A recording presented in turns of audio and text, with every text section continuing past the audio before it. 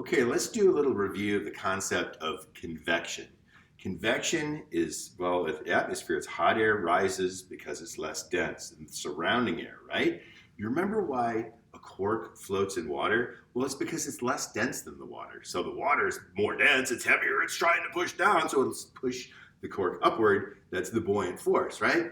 So what ends up happening then, if you have less dense air surrounded by cooler, more dense air, it will rise. Now, the same kind of thing can happen in liquid and water, like when you're boiling some water on a stove, or it can happen like inside the Earth's interior, where you have the inside the Earth, you have an area, say, in the Earth's core that's hotter than the surrounding mantle that will cause a convection current. And so this is what drives plate tectonics. It's what drives the weather, what makes the winds blow. It's a pretty important concept. It's called what? What's the word? Starts with a C?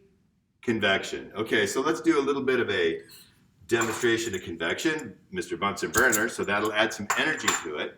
So that heat energy is making the molecules of air move faster and faster and faster, and so they're pushing each other away because they're pushing with more energy. That means that they're expanding, which means there's less of them in a given volume, which means it's less dense. So the cooler air around it is more dense, so it will rise. Like, well, let's see what happens. If I can capture some of this hot air in this garbage bag, what's this like? Any of you guys ever ridden in a hot air balloon before? It's exactly like this. So here you can see that the hot air is collecting inside of the bag. Hey, what did I just say? Hot air what? Because it what? That's right. Hot air rises because it's less dense. And that's known as what? Starts with a C.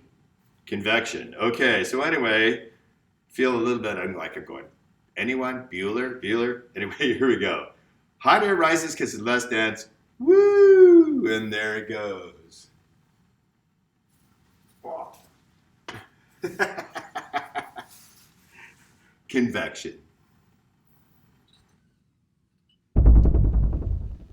Okay, now I'm going to do another demonstration of convection. What I have here is a glass tube. It goes all the way around, and it has a little opening at the top. Now, this, I don't know if you can see it very well, but it's full of water, except for right there. And what I'm going to do is add just a little bit, one drop of food coloring.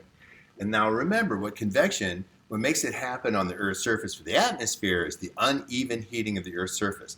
The one place gets heated more than another place, and that means one place gets warmed up more than the other, and you get a convection cell.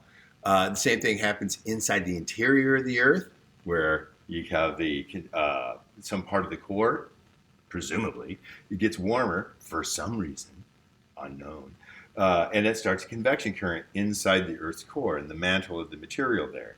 So this can happen in all kinds of different situations. It's the same basic physics in the atmosphere for making the winds blow, and inside the Earth's interior for making plate tectonics, and right here in this little tube, the exact same physics are at work, which is pretty amazing. It scales up to the scale of the whole entire planet or the whole atmosphere right here on a lab table.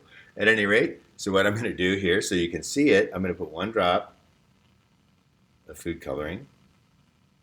Okay, one drop of food coloring. Now what happens when I heat one side with the Bunsen burner here? Watch what happens. Doesn't look like much, does it? Well, as this side gets warmed up, what's happening? Can you see it? See what's going on there? It's going around the tube. And so what we've done here is set up a convection circulation cell, a convection cell it's called. Pretty cool, huh?